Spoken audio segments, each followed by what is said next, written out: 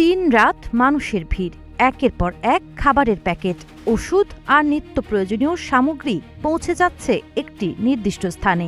দেখে মনে হতে পারে কোনো উৎসব চলছে, কিন্তু বাস্তবে এটি একটি চলমান ছাত্র আন্দোলনের চিত্র। নাম ঠিকানা ছাড়াই বিনামূল্যে কে বা কারা ছাত্রদের উদ্দেশ্যে এসব খাবার পাঠাচ্ছে কারও জানা নেই। হঠাৎ করেই বেড়ে গেছে খাবারের চাহিদা।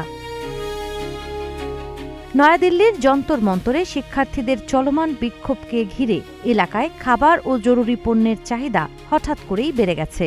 এ পরিস্থিতিতে সুইগি, জোম্যাটো, ব্লিঙ্কিট, জেপ্টো ও ইনস্টামার্ট তাদের অ্যাপে যন্তর মন্তর বিক্ষোভস্থল নামে নতুন ডেলিভারি লোকেশন যুক্ত করেছে।